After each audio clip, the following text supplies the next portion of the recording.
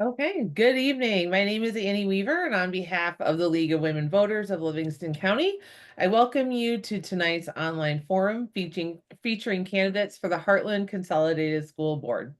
The candidates will be on the upcoming November 5th general election ballot.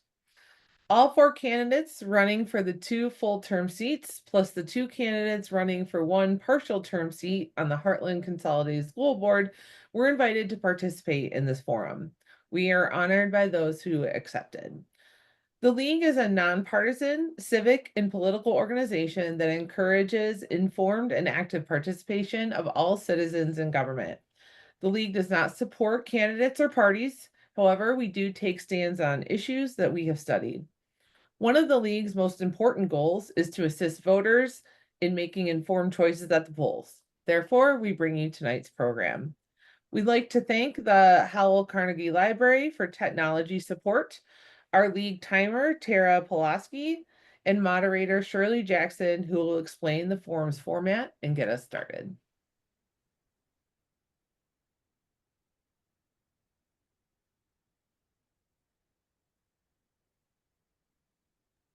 You're muted, Shuli. Good evening. Thank you, Annie. My name is Shirley Jackson, and I will I will be the moderator and for the forum tonight. Two of the four candidates are running for the two full-term seats on the Heartland Consolidated School Board are with us tonight. And neither of the two candidates running for the one partial term seat are with us. It's my honor to introduce the two candidates who took time to be here tonight, Jeff Campbell and Cindy Shaw. Listeners need to know that all candidates were invited to participate in this verbal question and answer format, and also invited to complete written answers in Vote 411, so voters can go there and get even more information. Thank you, candidates, for participating in this forum. So now we're ready for the opening statements that can last up to 1 minute. Each candidate will have a chance to answer, and we will start with candidate Campbell and get your opening statement, please.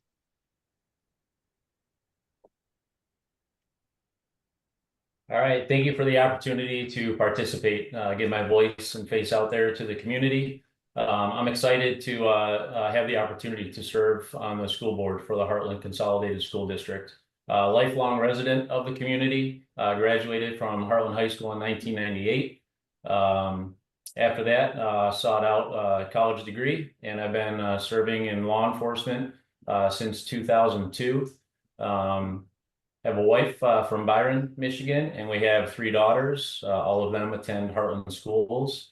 Very involved in the community through coaching, Heartland United Football Club, and also involved in 4-H based club here in Heartland.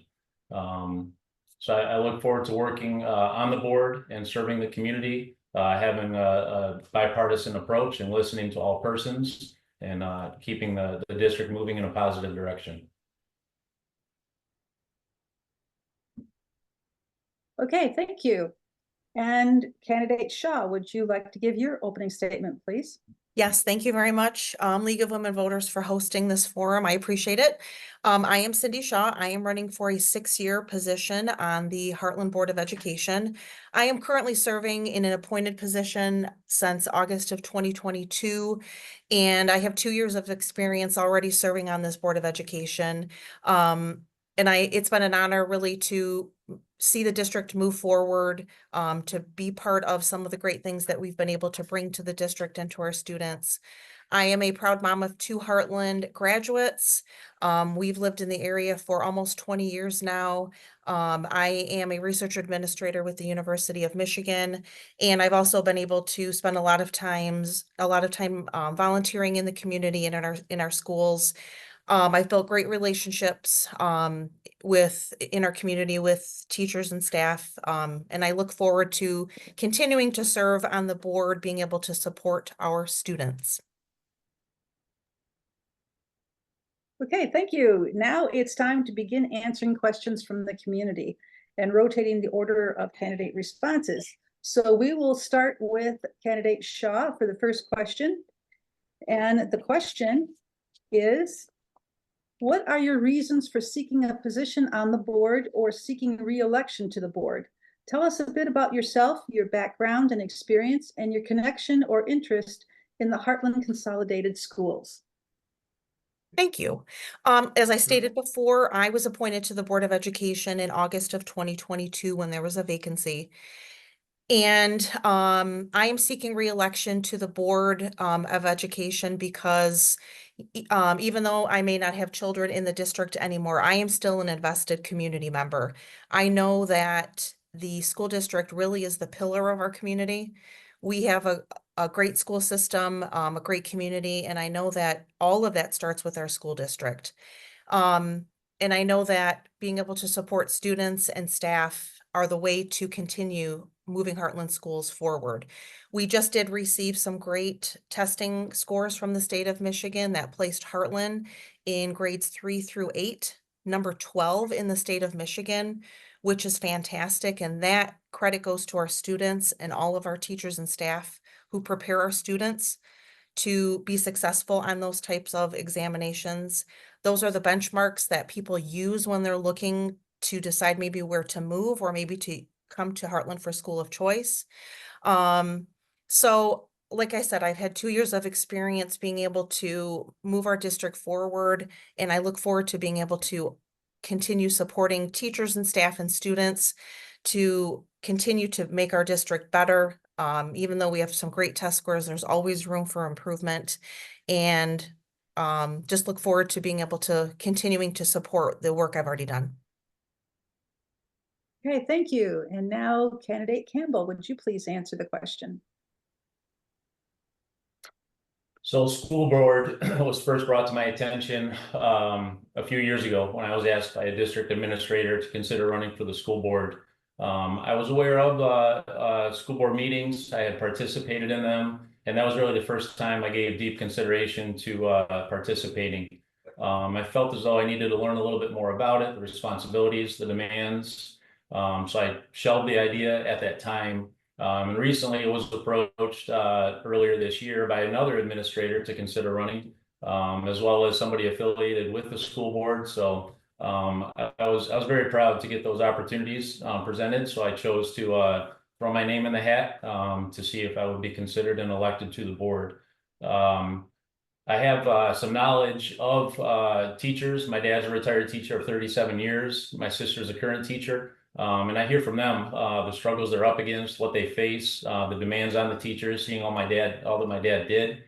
So I feel like I can relate, and I see what the teachers are up against and the demand on them and the support that they need.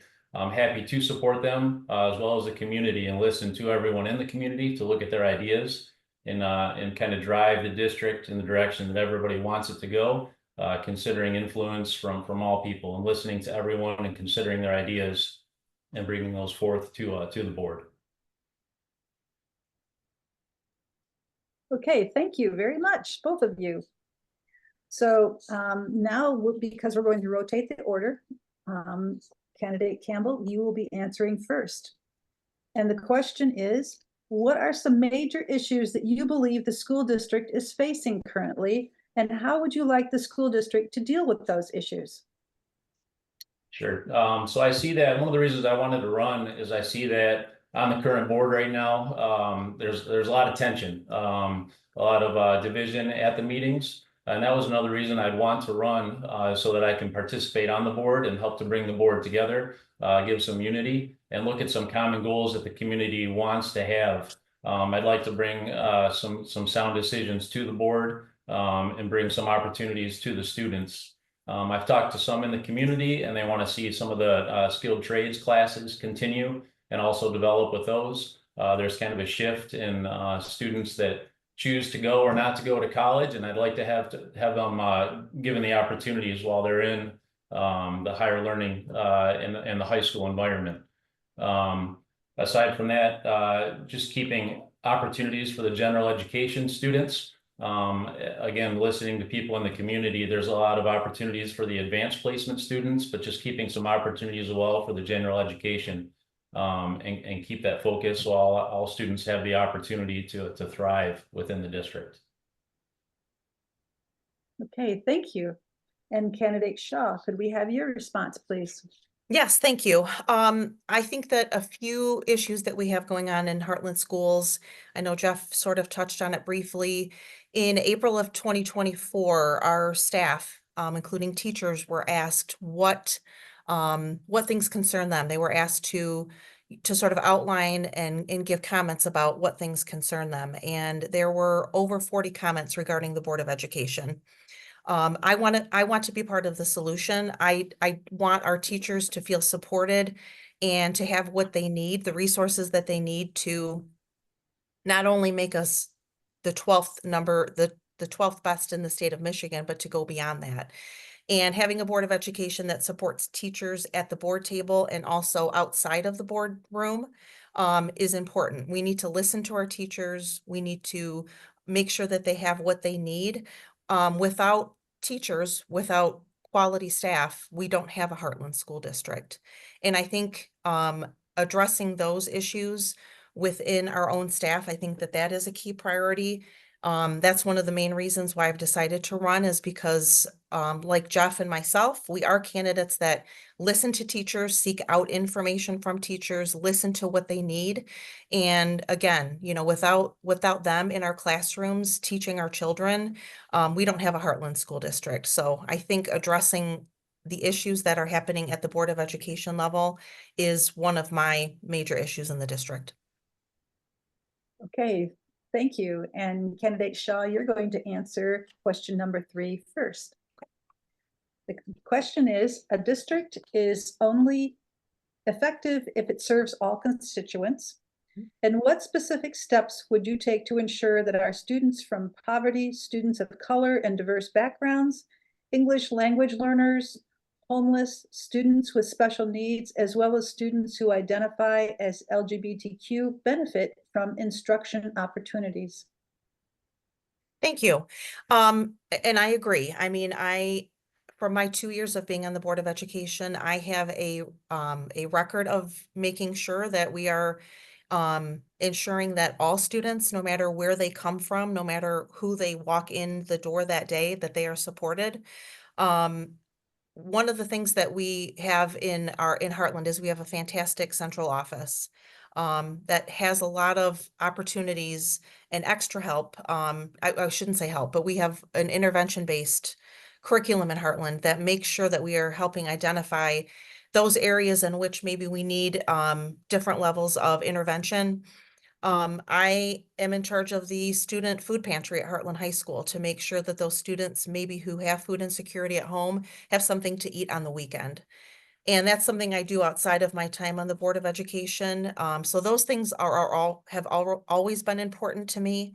You know, we do have a very diverse student population, and making sure that we have the correct staff in place to support those, making sure that the board is supporting enough social workers and counselors to make sure that we are supporting students in addition to curriculum or academically. And I think that that has continued to be a priority, and I think will be moving in the future to make sure that we are providing enough staff to support our students no matter how they come to us that day. Okay, thank you. And candidate Campbell, can you answer the question, please? Yeah, I think the first part of that is key, that we need to listen to all sides of everything, all of this that we're involved in the community, all constituents. And that's reflective, I think, in our campaign for Campbell Shaw Tucker. We've heard in the community that our campaign signs are seen on properties that side with one side of the aisle or another, if you will. And I love that. I take that as a compliment because I don't want to be one-sided. You know, I have my views within our own roof, our family, and our own values, and I'll certainly consider those if I'm lucky enough to be elected to the board. But it's so important that when we are on the board, we put that school board hat on and we can represent everyone. We need to listen to everyone and consider their input as we make our decision to set policy on the board, because we are a community and we are very diverse, as Cindy had said, and consider all needs as we kind of mold the path for the district moving forward. And that's going to be education wise. I know there's some opportunities within the schools, diversity classes, special needs kids. I support the millage coming up that LESA is putting out. But that is so key, is to listen to all sides of everything from the school board perspective as we make our decisions. Okay, thank you very much. So now we're on to question number 4, and candidate Campbell, you are going to answer this one first, okay? Mm-hmm. The question is, ongoing two-way communication between the school district and parents is key to building strong partnership and trust. In your opinion, as a school board member, how important is parent input / feedback in shaping district policy? And what are your recommendations for improving communication, including the district's and each school board member's social media messaging? I love the question. Cindy knows very well. I'm new to social media. I get anxiety just thinking about it. I created a social media page just to help with my campaign for the school board. And I'm learning and I'm growing, and I've made significant steps to improving my social media presence. But yes, just like the last question, we need to have input from the community, because this is not the Jeff Campbell Consolidated School District. This is Heartland, and Heartland's made up of so many people that we need to consider everyone in the decisions that we make. I've spoken with people before that a lot of the school board meetings are set, and they go and they just flow. And as I sit there in the crowd, I feel a little bit lost. And I know that the agenda is out there ahead of time on the website for the research. But I also plan to, if I can, and I'm going to learn as I go on the school board, to slow it down a little bit and kind of explain a little bit more and tell people why we're doing things that we're doing. I plan to be to meetings early and stay late, and I want to talk to everybody, because I may have an idea and I could be wrong. You know, I'll admit that, but I need to listen to them and hear from them for their opinion. And I may be informed as to why things are a certain way or why they feel a certain way, and then certainly take that into consideration from everyone, parents, staff, administrators, school board, and the like. Okay, thank you. And candidate Shaw, would you answer the question, please? Yes. Ongoing two-way communication, I believe, is very important. As a school board member, I try to attend as many community events as possible so that I am physically present for people to ask questions, you know, or just to show how committed I am to being part of this community and part of the school board. I try to put myself out there in the community, supporting our buildings, supporting our teachers, supporting our students. And there are always ways to improve communication. I know we have some upcoming meetings with the superintendent, which I have supported. And, you know, social media is very tricky. You know, I think that providing information to parents and the community in the way that we receive communication now in 2024 is important via social media.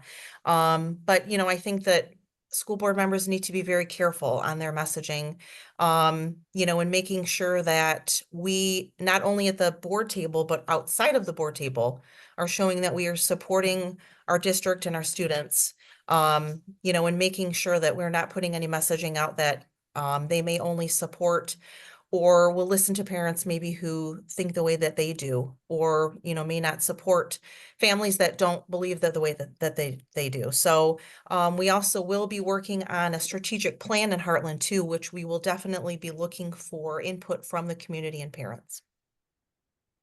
Okay, thank you. And candidate Shaw, you're going to be answering the next question first. And it is, according to Pew Research Center, 1/3 of public K-12 teachers say students being distracted by cell phones is a major problem in their classroom. And another 20% say it's a minor problem. what is your opinion on the restricting of cell phone usage and access by students in the district? Um, as a mom of two young men and a recent Heartland High School graduate, and being in the high school a lot, I understand the distraction of cell phones. I think it's something we live with every day, you know, even as parents and as adults. Um, I really think that this probably crosses into the line of a curriculum decision. I am not an educator. I've never ran a classroom. I don't know. You know, I'm not sure a board member would be the right person to make that decision either for a district or a building. I know there are teachers who have baskets when you walk into their classroom where you place a cell phone, or some of them have folders where you stick your cell phone, you know, but then again, some classes may use cell phones for answering questions or, you know, participating in class. Um, you know, and I know we use electronics in all aspects of our life, and it's not always necessarily a bad thing. So I think that this decision probably would have to be made by educators, um, you know, or central office, I think at the district level. I know it's sort of been talked about nationally, and there are some states that are doing it. Um, and again, I think this would have to fall into a decision that probably would not come to the board table. And I think this would probably have to fall with our experts in this area, our teachers and administrators. Okay, thank you. And candidate Campbell, can we have your response, please? Yeah, I actually just had a conversation about this with one of our daughters. You know, cell phones seem to be a necessary evil at times.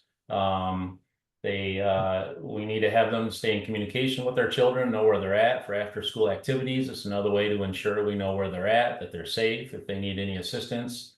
So it's convenient for that.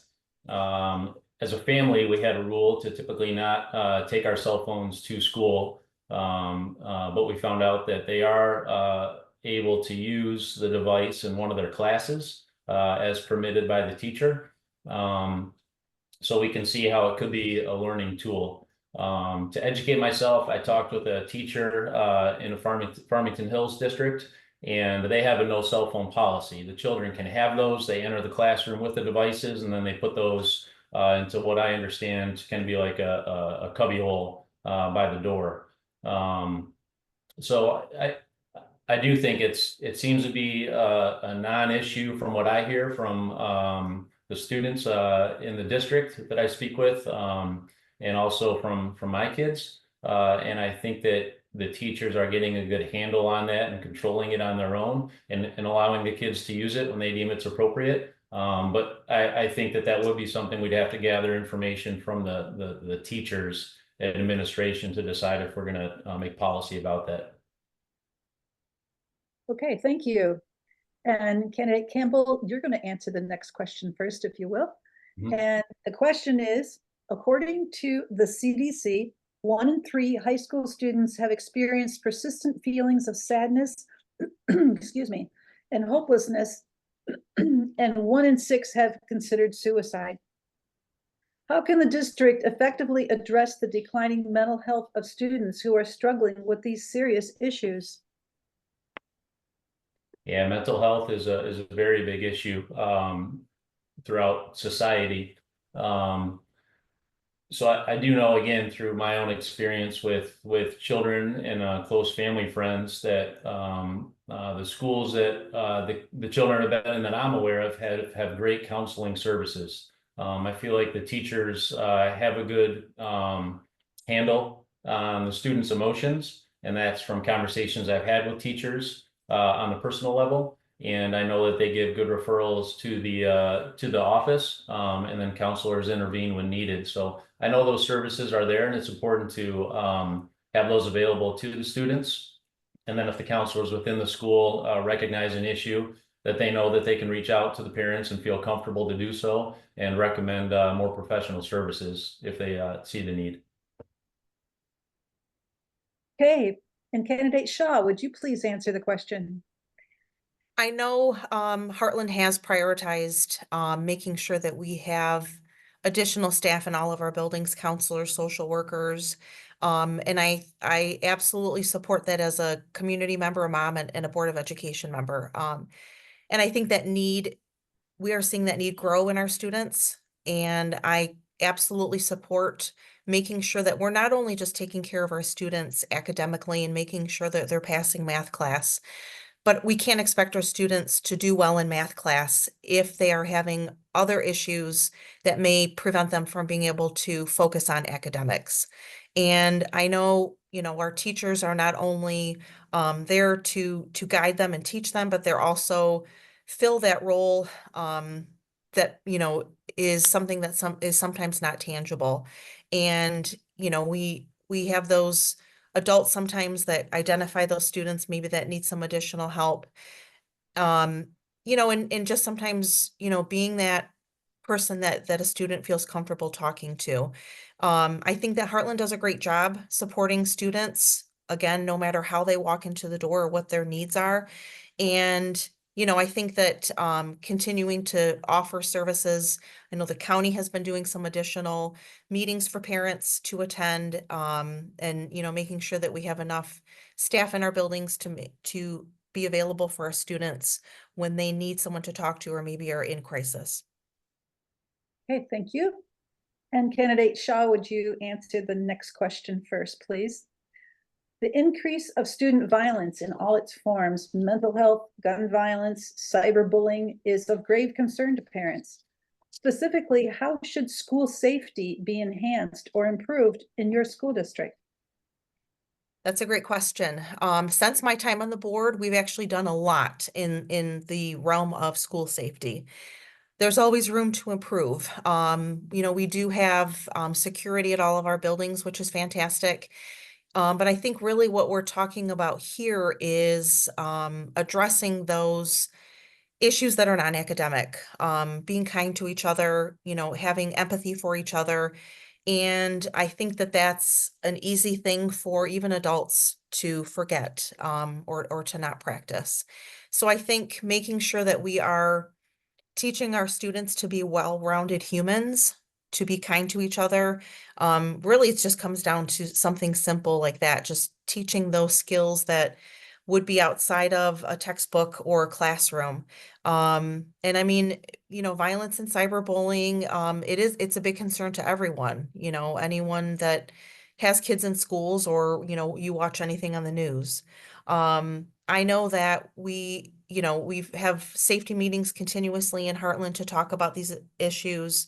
And, I think that there's always more work to be done. I know it's not something we feel, or I feel satisfied with, that we've done enough. And I think really focusing on what messaging we can bring to our students to try to stop these things from becoming sensationalized or newsworthy before they get to any type of violence or cyberbullying. Okay, thank you. And now candidate Campbell, would you please answer the question? Yeah, so a number of years ago, when Oxford had one of its worst days, I reached out to Superintendent Hughes. At the time, did not know me, but I wanted to offer up resources for school safety, school security to him. And I was very pleased to find out that the school district was already ahead on that and had things lined up. And just a few days after that phone call, I was informed that they were going to have some meetings with security companies. So the schools have improved within the district with their security, school resource officers. And I think that as far as within the walls of the classroom, this is something that I commented on recently too, that I think school safety is paramount, not just from outsiders trying to get in, but within the four walls of the school, that the students need to feel as though they're safe in their own learning environment with their peers. And there is no room for bullying or discrimination. And I think the kids are educated too, with okay to say, to tell their teachers, administration, a trusted adult as to what's going on. And the district needs to act appropriately and quickly to put that to rest so it does not continue, because there's no room for that within the school, so that all of our kids can feel safe and comfortable and receive that quality education that our teachers are trying to relate to them. Okay, thank you. And we are now on to the last question before closing statements. And candidate Campbell, would you be the first to answer this one, please? It is, if you are elected or re-elected, how should your school community measure your performance at the end of your term? What would you need to do to earn an A or excellent grade? And if you are already on the school board, how would you grade your present leadership? If I'm lucky enough to be elected, I do want to be held accountable. And I think that's going to be measured certainly by the parents in the district, teachers, administration, everyone, that community feeling that we all have. So I'm big on accountability. As I said, I want to be approachable through social media, at the meetings, out in the community, because I need to be able to relate and communicate with all of us, everyone in the community. And if they feel that there's an issue, I want them to be able to approach me so that I can address it and explain myself. And I think that's going to be a fair measure of how I do. If I can kind of be all things to as many people as I can and keep the district being successful.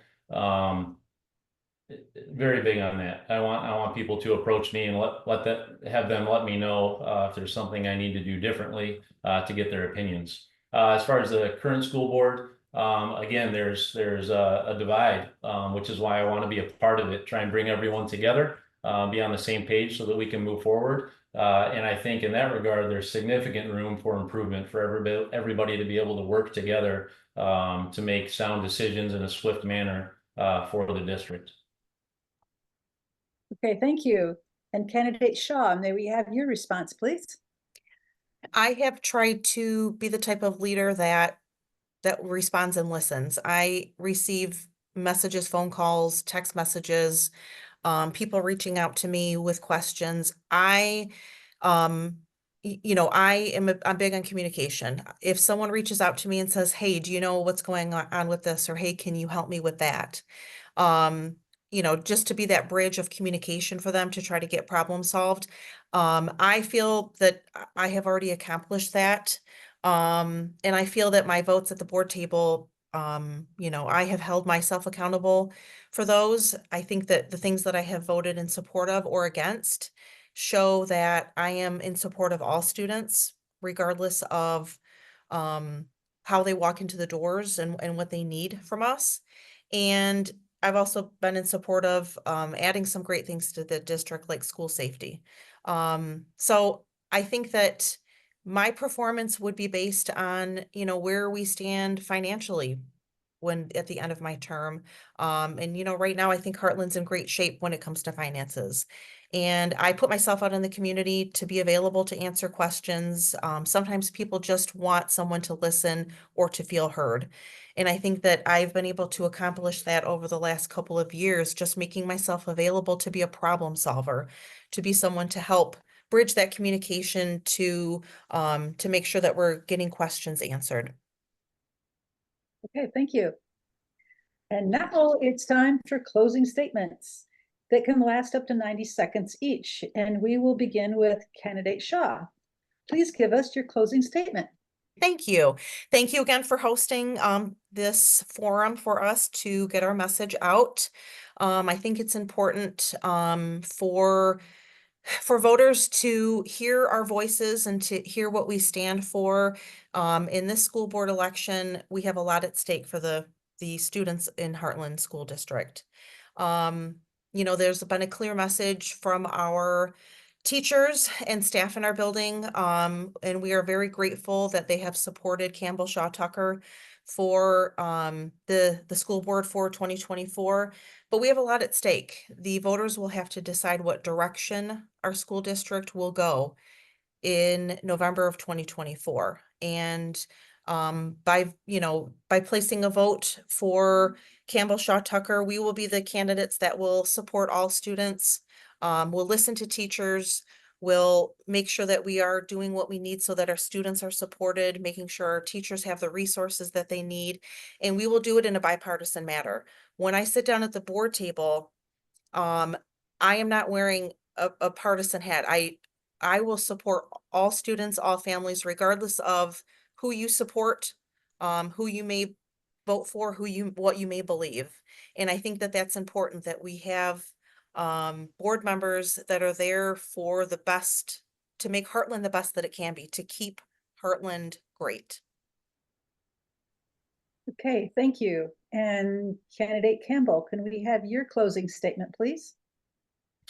Thanks again to League of Women Voters for letting us speak and get our voice and faces out there. I'm very excited for the opportunity to serve on the board. I want to keep Heartland moving. It's got a great legacy, which I know very well of. Having grown up in the district, lived here my entire life, and receiving a quality education from it, which has been able to make me very successful and happy with the life that I have with my family. I look forward to working with the community, listening to all individuals and bringing their ideas to the board so that we can kind of form the policy and keep driving the district in the direction we all want it to go. As an example of trying to mend the relations on the board, I've reached out to all 7 board members. I've spoken with 5 of them that I was able to meet with, and I'm hopeful to speak with the other 2. I've really focused on speaking with the community members and explaining my position on how I feel about some of the concerns that everyone has, understandably so. And I want to keep that open line of communication. You can check us out on our website, campbellshawtucker.com. Please message me. I'm happy to put myself out there and answer any questions somebody may have. On Facebook, Jeff Campbell for Heartland Consolidated School Board. And I'll continue to be out in the community, and I look forward to speaking with everyone and see you on November 5th at the polls. Okay, a huge thank you to each of you for participating in this very valuable session.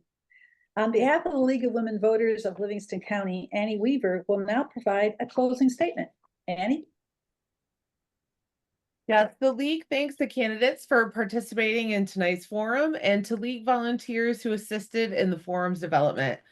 All of our forums will be available for streaming on the League of Women Voters of Livingston County's Facebook website and YouTube channel. You can also review these candidate forums when you go to the League's online voter guide, vote411.org.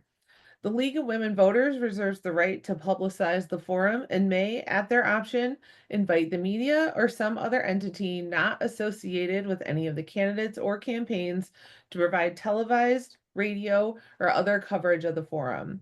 Copyright ownership of the tapes or transcripts resides with the League of Women Voters. The candidates and their supporters will not use the forum, portions of the forum, or any audio clips, video clips, or transcripts for political advertising or other purposes without written permission from the League of Women Voters.